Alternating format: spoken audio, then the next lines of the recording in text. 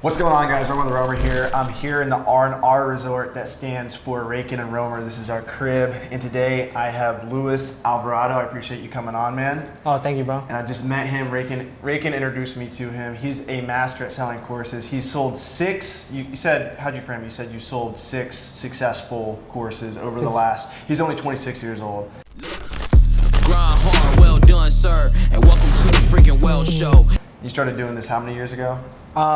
In the online space, because prior to the online space, I also had background in tech startups. That's a whole different story and industry into the tech stuff. But when it comes to marketing online and online businesses, that started in late 2017. Okay, gotcha. And what got you into that space? The whole online business? Yeah. So my background, I'm a professional dancer. I've been dancing professionally. Are you really? Yeah. Dude, he played himself down so much. We were talking about it. You guys know I'm into salsa dancing. They've seen some of my videos. Holy shit. I'll show you some of my videos after this video. Oh my gosh. I'm not joking about the salsa lessons down Rakin. Yeah, so that was my background. So the way as an artist to put myself out there was through social media, right? And the way that I learned how to dance was also through YouTube. So I would consume this content, and then I would have friends from different parts of the world. I also had one of my videos, a dance tutorial go viral back in the day. It was something that I had done for like Michael Jackson that was over like 500,000 views. And that's the first time that I ever like realized that, holy shit, I can make money off of YouTube or like just online in general, right? Google was sending me checks while I was in high school. But you didn't actually have a course on dancing. You were just getting like Google ad revenue. Yeah, this is me knowing nothing about business, nothing about marketing, nothing about sales, absolutely nothing. So I was I was not aware that this existed or that you can make money online and create these systems and actually create an entire model behind it, right? But I knew that social media was a gateway for me to talk to a lot of people online and be able to share my art, right? So that's kind of what started me pointing my direction into social media. I really like the way you just phrased that, share your art, because I was just sharing with these guys. There's another guy over here from Germany, and he's really successful in selling courses too. And I was like, I feel like a hypocrite sometimes, because I'm a big Gary Vee fan. He always talking about putting free content out there. And you're someone who sells courses on selling courses. And I've already got some backlash from people that are like, man, you're full of shit selling courses, blah, blah, blah. Like you shouldn't be making money off people. But I really like what he said. He said, when you're selling, when you're closing, you're giving. You're actually giving them an opportunity. And you guys have like a giving mindset when people pay for material. How did you, have you always had that? Or did you have to like develop that over time? Yeah, no, one of the biggest obstacles as a creator is for me to have the belief that I even have anything to offer to somebody else, right? Yes. That they can actually pay me money to instruct them, because I'm under the belief where it's like, okay, I have a certain amount of knowledge and somebody else may be up here, under here, and who is it that I'm serving? Who is it that's the right fit for my type of information or my knowledge, right? So there's so many things that happen here, but going off of what you mentioned from Philip about having that mentality where you're gonna get a backlash from people, you're gonna get a lot of haters, right? Yeah. But at the end of the day, if you need help with something, right, and the only person that can help you get from point A to point B is myself, right, with the knowledge and the wisdom and something that I have spent several years and countless hours trying to master, trying to refine. If you can go ahead and just get that from a single conversation or program, and be able to save you so much time, which is an asset that we don't get back, right? Because we can make money, we can make a lot of money, but the time we're not able to duplicate that. Yeah. So in order for that, like if I'm here going to sell you something, right, and I don't do a good job at getting that sale done, and you don't become a student of mine, then all of a sudden you weren't able to reach that next level. You stayed right where you were at. So did you win or did you lose? Lost for sure. Right? And what did I do? I didn't win either. Yeah. So we're here as entrepreneurs to create win-win scenarios, right? And so in order for us to be able to create these win-win scenarios, and that you can ethically help somebody else, that's when you go ahead and you make that offer, right? Because a lot of us too, obviously, there's people that do it ethically, there's people that just sell just to sell, but there's other people that really, like yourself, you have testimonials, you have results. You've been able to help other people to transform their lives, right? And once you have all of that, that gives you more like ammunition, in order to spread your message and amplify the people whose lives you're changing, right? You're creating an impact that's bigger than yourself, and that's bigger than just the city, the town, the country that you're in. With the internet, we can reach so many people globally. I know, it's insane.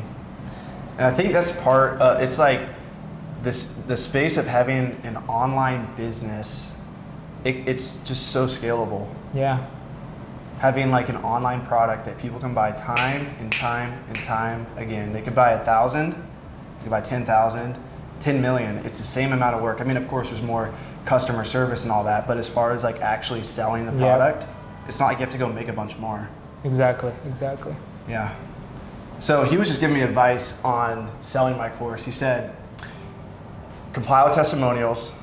And before that, you were like, because I haven't even launched my course yet. He said, what I should do is reach out to my audience. So if you guys are watching this video, there's a link below to my course waitlist. Go ahead and get on that ASAP. I'm going to launch a beta test. That's what you called it, right? Yeah, beta so testers. This is what it's going to do. I'm going to go through and I'm going to have live sessions with 20 people. I'm going to cap it off at 20. So we'll figure out how to do that. Raken, my mentor, will help me with that. But I'm going to answer. So I have like about 3 or 4 sections: listing, sourcing, and then selling the book. And there's steps for each of those. So during each section, you said to recap with people, ask them, how was it? How was the sourcing section? And you said, the way you framed it is they're gonna ask me questions that I didn't even consider. And those questions are gonna help me sell the course in the long run, because they're pain points that my audience has that I didn't consider maybe were essential, but I should add them to the course. And more importantly, I need to add them to the advertising of the course, because they might not be what my audience needs, but they think they need it. And because they think they need it, I might as well address it. But my course right now includes the fundamental things I know to build a book business, but there's gonna be these little crevices to fill up with the things that the questions they have. Man, you said it. You worded it really well right there. Yeah, that was it. Yeah. That was it. Yeah, so going off of that, being able to kind of build, getting that feedback. The reason why this whole beta phase happens is because he has a more intimate relationship with people that he can ensure he can deliver results for, right? Because if he's serving 100 people right off the bat, he only has so much time in a day where he can dedicate, a lot of his time to.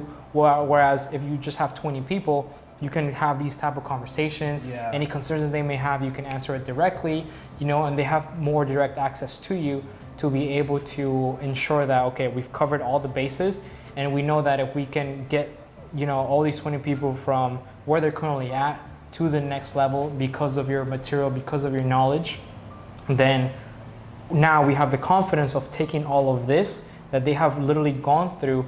People from all walks of life, everybody has different backgrounds, different types of experiences. We can go ahead and duplicate and get this result across all these different types of people. Then that's when you go ahead and you bring to market something that we already know is working, right? And something that we can now see that is scalable. And then from there on, every now and then you go and with the way that things happen on the internet, things are always changing. Social media is changing. Literally every 6 months, something new comes out. The algorithms change. And so in order to be able to keep people up to date on all of that, you would go ahead and you would create new content. Gotcha. And continue updating something. So, you're actually putting something out there that's world class that other people can go ahead and transform their lives from, Gotcha. And we were also talking about organic reach versus paid traffic. And speaking of trends and speaking of changes, I'm a huge Gary Vee fan. That's why I started my channel, is because of him, just documenting the journey. He's always talking about TikTok.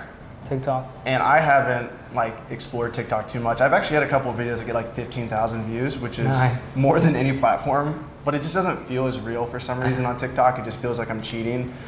As far as posting content to draw traffic, to draw awareness for people to buy the course, do you think a platform like TikTok is good for that? So just like, speaking TikTok or maybe like Instagram or Facebook, every platform has a different set of ways that you can approach it and then you can play and who's even in it, right?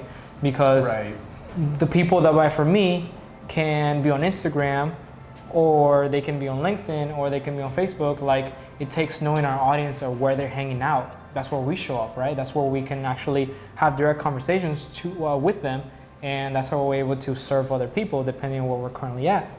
Now, the thing with TikTok, it is popping off right now, like we all know, it's no secret. Like, I've had so many friends have millions of views, like literally overnight. Like, you can probably recycle a lot of your dance videos. Yeah. You do really well with that. It's very fascinating, and I have had a lot of people tell me like, "Yo, Louis, like, put your dancing out there," because they show me all these dance videos, and I'm like, "Oh my god." Yeah. it's just Romer the Romer out there just doing this thing. Like, get out of here. So yeah, like, even with that, like, every social media platform has their way of, reaching people and the type of content that you publish on there, in order for it to actually make sense and for it to actually, pop off and go viral, Yeah. So as far as paid traffic, what's the strategy with that? Because there's organic stuff, there's posting. Do you post something organically? If it does well, run some paid traffic to it. Is paid traffic completely different than the type of content you would post organically for selling a course? Because most of the time when I make videos with call to actions to get on my wait list or whatever, it'll just be like an organic post. Maybe I gave them tips. I'm like, oh, this is a great video. Just, by the way, in my bio, there's a link to my course. Is it different in terms of actually creating the content for paid traffic? Right.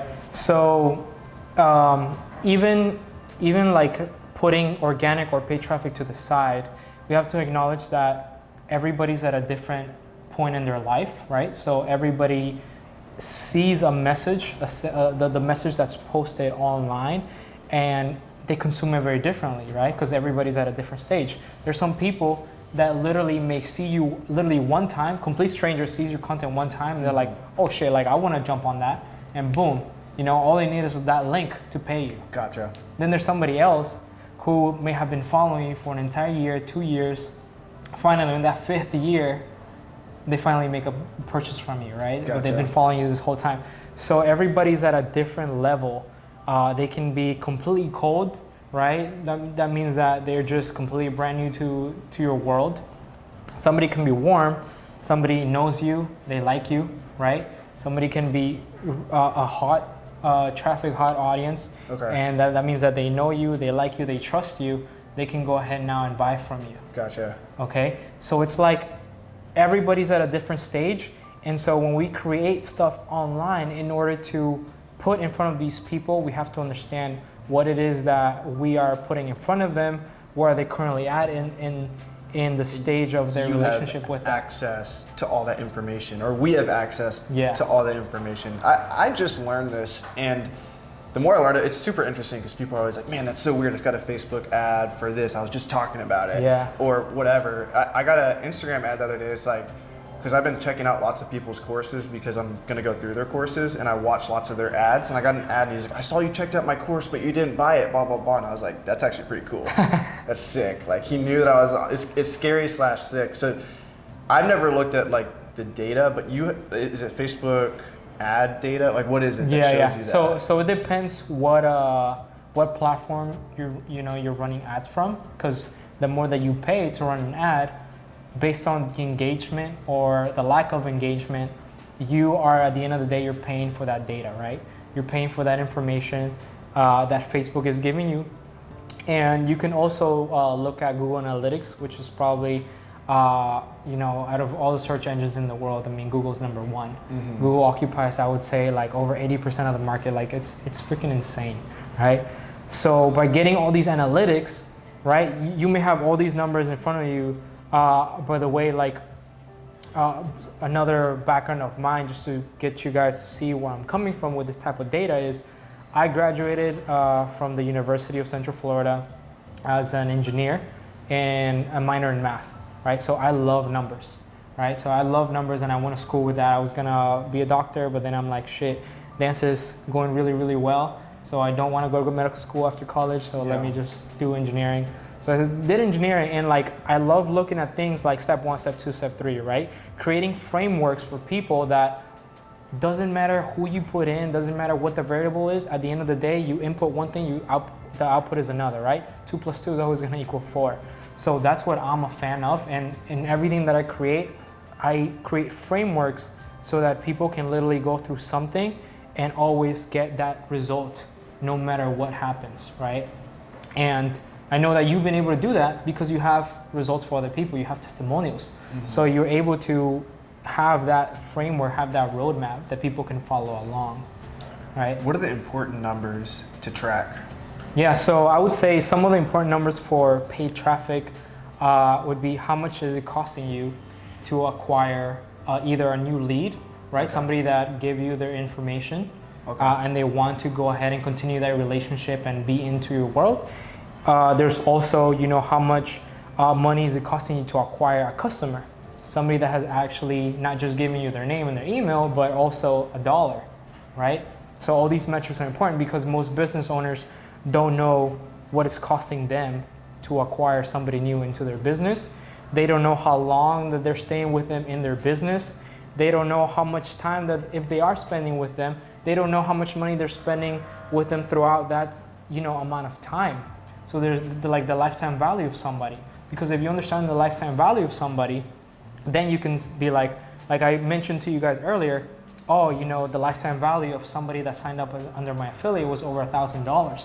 So that means that I can literally go out there and use in advertising, even though I'm not gonna see the $1,000 on the first month, over a specific amount of time, I will see that at the end of the day, So it makes me comfortable knowing my math and knowing my numbers, because all business is really just all numbers.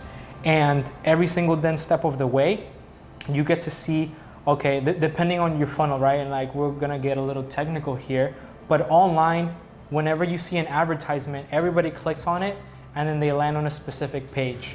Depending on what page that they land there, it's either a website or just a page that gives you specific information about the thing that is related to that ad.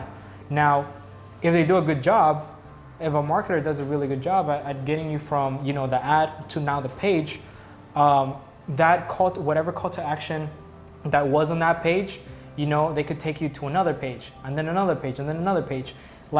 That's what a funnel is, because a lot of people aren't going to know what the hell a funnel is. Yeah. So that's a funny word. So that's basically what an online sales funnel would be, right? The process that somebody's going through online whenever they make a click, and then it takes them to another page, and then another page, and then another page. But every single page has a different type of conversion rate, right? So out of 100 people that clicked on the ad, maybe an X number of people landed here, and then from there on, there was less people that landed on the next page and less people that landed on the next page. So you need to know your numbers, because then you're able to see, every step of the way.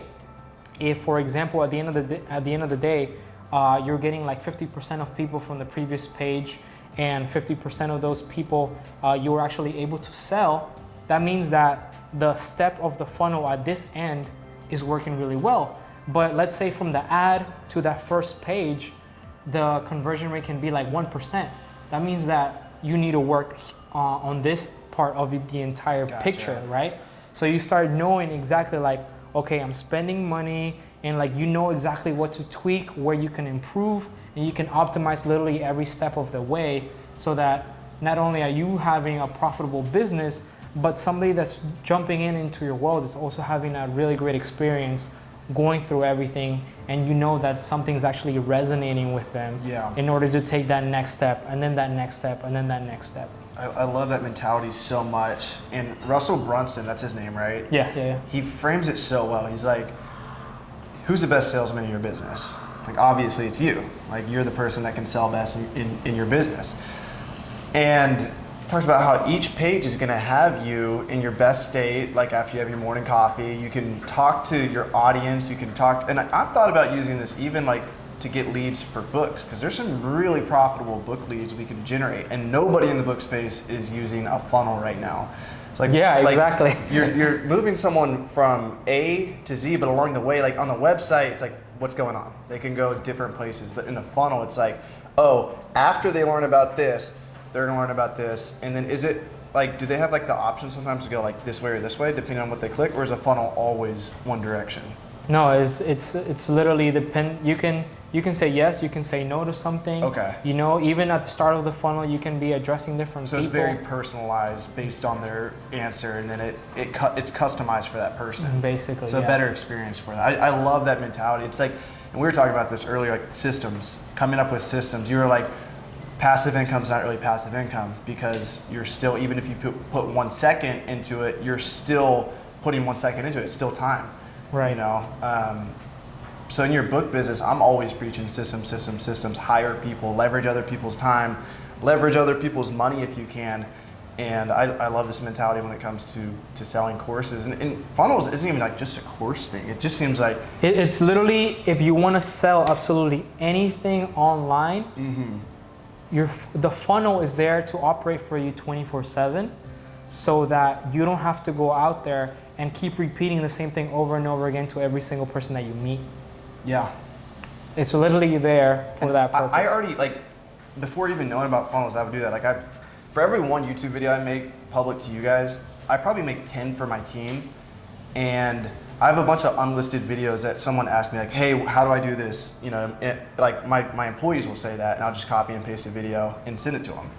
And it's me for 10 minutes sitting down, telling them how to do it. But what I'm actually doing is, like, I can be working on another part of my business, and they're hearing me talk about it to them 100%, or not really my attention, but I'm being very articulate in the video. Like, I probably have like a screen share going. Like, I couldn't do that in the phone. I could call up my employee and be like, hey, you know, you're gonna do this. No, don't click that button. But no, the video's there. I'm literally like I'm probably talking to like 5 people right now. My YouTube channel's not huge, but there's probably like 5 people watching me somewhere. It's just trippy. Like, I'm all over the world right now because of, like, when you make a video of yourself, it's like you're replicating yourself in a way. Yeah, you're literally freezing time, and you package it in a way that now you can, instead of doing this whole one-to-one, now you have one-to-many, right? You're reaching so many people all over the world, and it's literally that, and that's the whole concept of creating a course. You get to freeze your time, so then you're able to serve more people. And talking about the book business, right? Whenever you, for example, you go on Amazon, Amazon is is a general website. Like, you can find so many things in there, right? But depending on the book that you want to get to, you click and you click and you click and you narrow your options, right?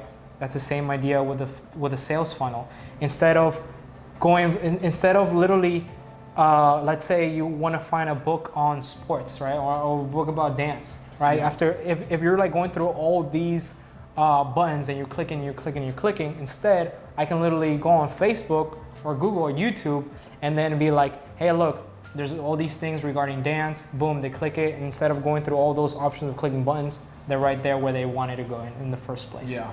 Right. So that's the utilization of a sales funnel right there. Yeah, that's awesome, man. I appreciate you. You want to show them a salsa move real quick?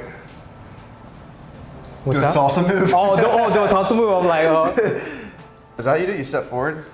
Oh well, I was about to probably do like a little arm wave or like. He break dances too. He does some crazy shit. I do some crazy stuff with my body. He'll be showing me some of that later. And let's see it. Let's see it. You guys will see my. What about that? How's that right there? I've been working on the shimmy. It's better than Rankins. I know that much. All right, guys. Like, comment, subscribe. Do what you got to do. Where can they find you at? You guys can find me on Instagram at Luis X Alvarado. It's LuisXAlvarado. Awesome, guys. Peace out. Peace.